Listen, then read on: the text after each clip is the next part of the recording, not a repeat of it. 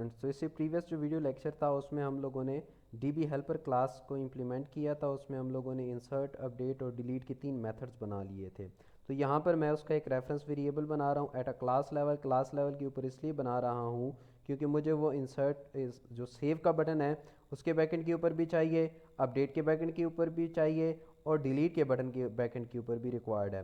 तो that's why मैं उसको एक क्लास लेवल में डिक्लेयर कर लेता हूँ ताकि बार बार मैं उसको जो है वो इनिशलाइज ना करूँ, वंस इनिशलाइजेशन हो। इस तरीके से मैंने उसको इनिशलाइज किया। तो इनिशलाइजेशन के लिए मैंने उसका कंस्ट्रक्टर कॉल किया। तो अगर आपको याद हो कंस्ट्रक्टर में हम लोगों ने वहाँ पे पास किया था कॉन्टेक्स्ट, तो हम लोगों ने यहाँ पे कॉन्टेक्स्ट पास करना होगा। तो हम इस टाइम पे किस एक्टिविटी में हैं, यहाँ पर हम सिर्फ दिस भी यूज़ कर सकते हैं, बट बेहतर ये है कि आप क्लास का नेम यूज़ किया करें और डॉट लगा के दिस यूज़ किया करें। तो उससे ये होगा कि हम हो सकता है आप नॉर्मली कभी कभार एनोनिमस इनर क्लास में हो तो वहाँ पे सिंपल दिस नहीं चलेगा, आपको क्लास का रेफरेंस जो है वो यूज़ करना पड़ेगा। उसके बाद हम सेव के बटन की बात करते हैं। तो सेव के बटन में सबसे पहली जो चीज़ है वो आपने आईडी गेट करनी है। जो हमारा मेथड है, मेथड में चूंकि आईडी इंटीजर थी तो दैट्स वाई मैंने सबसे पहले इसको क्या किया हुआ है, पार्स किया हुआ है। जो भी एडिट टेक्स्ट में से वैल्यू आएगी उसको स्ट्रिंग में कन्वर्ट करेंगे क्योंकि बाय डिफॉल्ट ये स्ट्रिंग में नहीं होती, इंटरमीडिएट डेटा टाइप होती है दैट इज़ कॉल्ड एडिटेबल। तो एडिटेबल की वैल्यू को हम पार्स करके इंटीजर में कन्वर्ट करेंगे। इस तरीके से स्पिनर में डिपार्टमेंट्स होंगे तो डिपार्टमेंट्स हमने गेट कर लिए और डिपार्टमेंट का आइटम जो है वो ऑब्जेक्ट होता है तो हम उसको डॉट टू स्ट्रिंग में कन्वर्ट करते हैं और तब ये स्ट्रिंग में स्टोर हो सकेगा। इस तरीके से हम लोगों ने नेम गेट कर लिया। जेंडर को बाय डिफॉल्ट मैंने कहा है मेल, तो मैं सिंपल एक रेडियो बटन को चेक कर रहा हूँ कि इफ़ आर डी बटन जो फीमेल है डॉट इज चेक्ड, अगर ये चेक्ड है तो फिर इसको अपडेट करके क्या कर दो, फीमेल कर दो। उसके बाद फिर सैलरी भी हमारे पास जो मेथड में जा रही है दैट वाज इंटीजर, तो मैंने इसको भी यहाँ पे इंटीजर में पास किया है। अगेन गेट टेक्स्ट किया और साथ में डॉट टू स्ट्रिंग क्योंकि जो एडिट टेक्स्ट में वैल्यू होती है दैट इज़ कॉल्ड एडिटेबल। उसके बाद हमने OBJ helper dot insert, insert का मेथड कॉल किया है और इसमें आईडी, नेम, उसके बाद डिपार्टमेंट, जेंडर और सैलरी पास की है। इसको मैंने इफ़ में लिखा है, क्यों? क्योंकि इफ़ में आप वो इंस्ट्रक्शन लिख सकते हो जिसकी रिटर्न टाइप बूलियन हो। तो ये जो मेथड था इंसर्ट एम्प्लॉय का ये आपको बूलियन रिजल्ट रिटर्न कर रहा था। तो अगर ये रिजल्ट रिटर्न करता है फॉल्स तो इसका मतलब है ये इफ़ में आएगा फॉल्स, तो इफ़ एग्जीक्यूट नहीं होगा डायरेक्टली आपके पास एल्स में आएगा। तो एल्स में क्या लिखा हुआ है कि फेल टू सेव एम्प्लॉय। तो ये सिंपल टोस्ट हमने डिस्प्ले किया हुआ है जिससे प्रीवियस क्लासेस में भी हम इसको यूज़ करते आ रहे हैं इस तरीके से। बट अगर इसमें रिजल्ट आता है ट्रू, तो ट्रू आने का मतलब ये है कि आपका एम्प्लॉय सक्सेसफुली सेव हो गया है। तो हमने सिंपल मैसेज शो करवा देना है कि एम्प्लॉय सेव्ड सक्सेसफुली। इसी तरीके से हमारे पास जो नेक्स्ट मेथड है दैट इज़ फॉर अपडेट। तो अपडेट के बटन की हम बात करते हैं। तो अपडेट में भी डेफिनेटली हमें आईडी चाहिए। तो सेम कॉन्सेप्ट जैसे हमने इससे प्रीवियस बटन के बैकेंड के ऊपर यूज़ किया था।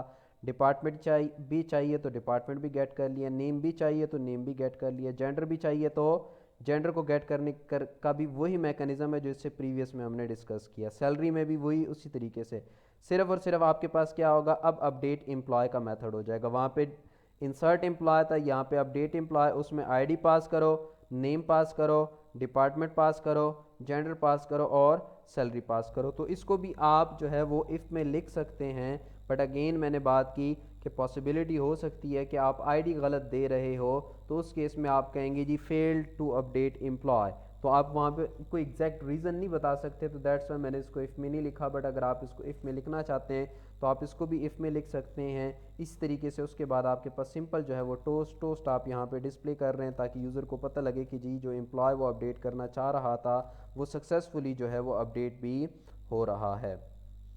तो उसके बाद जो हमारे पास मेथड है दैट इज़ फॉर डिलीट। तो डिलीट के केस में हमें सिंपल और सिंपल एक ही चीज़ चाहिए दैट इज़ आईडी, क्योंकि आईडी की बेस के ऊपर डिलीशन होनी है। तो हम यहाँ पे जो हेल्पर का method that is delete employ, और डिलीट एम्प्लॉय में वो आईडी पास करेंगे जिसकी बेस के ऊपर हमने डिलीशन परफॉर्म करनी है। तो जब आपके पास ये मेथड रिजल्ट रिटर्न करेगा तो आप इसके ऊपर भी इफ़ लगाना चाहें तो लिख सकते हैं। बट यहाँ पर मैंने इफ़ नहीं लगाया हुआ, सिर्फ और सिर्फ आपके पास जो टोस्ट मैसेज है उसको यहाँ पर डिस्प्ले किया हुआ है कि आपका जो एम्प्लॉय है वो सक्सेसफुली डिलीट हो गया है। तो अब हम ज़रा इस एप्लीकेशन को जो है वो एग्जीक्यूट कर लेते हैं ताकि हम इसकी आउटपुट देख सकें कि जो रिक्वायर्ड आउटपुट थी क्या वो हमें अचीव भी हो रही है या फिर नहीं। तो हमारी एप्लीकेशन जो है वो इंस्टॉल हो चुकी है, एक्टिविटी लॉन्च हो रही है। तो हमारी एप्लीकेशन तकरीबन जो है वो लॉन्च हो चुकी है। तो ये हमारे पास जो है फ्रंट एंड आ रहा है। तो इसमें हम कहते हैं ID 101, name is Mohammad Ali, और उसके बाद हम कहते हैं जी जेंडर मेल, डिपार्टमेंट जो है वो हम कहते हैं इसका है प्रोडक्शन डिपार्टमेंट, और ये 30,000 पे ले रहा है। उसके बाद हम सेव के बटन के ऊपर क्लिक करते हैं तो एम्प्लॉय सेव्ड सक्सेसफुली। दोबारा मैं इसके ऊपर क्लिक करता हूँ तो ये दोबारा भी सेव कर रहा है। क्यों? क्योंकि हमने जो आईडी थी उसको प्राइमरी की नहीं बनाया। तो अगर आप वहाँ पे प्राइमरी की बना देते तो ये डुप्लिकेट ना होता। इस तरीके से मैं कहता हूँ ID 102 मोहम्मद फ़ैसल। तो मोहम्मद फ़ैसल हम कहते हैं जी ये 40,000 पे ले रहा है। तो 40,000 और ये है एक्चुअली आपके पास मार्केटिंग डिपार्टमेंट में। सेव के बटन के ऊपर क्लिक करते हैं तो ये भी हमारे पास सेव हो गया। इस तरीके से हम बात करते हैं 3, और 3 हम कहते हैं जी मोहम्मद फ़ैसल के बाद मोहम्मद बिलाल, और मोहम्मद बिलाल जो है वो हम कहते हैं जी 50,000 जो है वो पे ले रहा है। तो हम कहते हैं जी दैट इज़ सेव। तो ये आपके पास जो है वो सेव हो गया। तो मैं कहता हूँ जी मोहम्मद बिलाल की जगह मैं कहता हूँ जी मोहम्मद काशिफ। तो काशिफ की जगह हम कहते हैं जी इसको अपडेट करो। तो हमारे पास जो है वो अपडेट भी हो रहा है। इस तरीके से हम कहते हैं 101। तो 101 को अगर हम डिलीट करते हैं तो ये डिलीट का ऑपरेशन भी जो है वो सक्सेसफुली परफॉर्म करके दे रहा है। तो आज के इस जो लेक्चर था, लेक्चर में हम लोगों ने जो चीज़ें अंडरस्टैंड की, वो सबसे पहले तो हम लोगों ने इस ग्राफिकल यूज़र इंटरफेस को डिज़ाइन करने की बात की। फिर हमने थोड़ा सा एसक्यूएल लाइट को डिस्कस किया कि एसक्यूएल लाइट होता क्या है, एसक्यूएल सर्वर और एसक्यूएल लाइट में क्या डिफरेंस है, उसको थोड़ा सा अंडरस्टैंड करने की बात की। उसको हमने कहा कि वो बहुत ज़्यादा हैवी वेट होता है।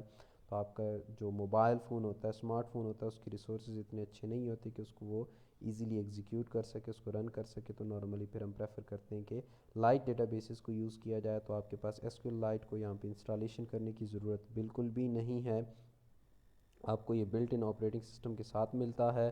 फिर हम लोगों ने DB हेल्पर क्लास को डेवलप करना सीखा, और हम लोगों ने देखा कि उसमें कौन कौन से मेथड्स होते हैं, उन मेथड्स को किस तरीके से यूज़ किया जाता है, डेटाबेस में डेटा सेव किस तरीके से किया जाता है, अपडेट किस तरीके से किया जा सकता है, और डिलीट किस तरीके से किया जा सकता है। अभी हम डेटाबेस को व्यू नहीं कर रहे, तो जो नेक्स्ट हमारा लेक्चर होगा उस लेक्चर में हम लोग एक्चुअली उस डेटाबेस को डेटाबेस में से डेटा फैच करके लेकर आएंगे। तो वहाँ पर फिर हम पैरेलल देख सकेंगे कि क्या वो जो टास्क हम कर रहे हैं, जो हम सेव कर रहे हैं, क्या वो एक्चुअली आपका वाकई में सेव हो भी रहा है, कहीं पे कोई प्रॉब्लम तो नहीं आ रही। तो होप सो यहाँ तक कि जितनी भी बातें आपको वो अंडरस्टैंड हो गई होंगी।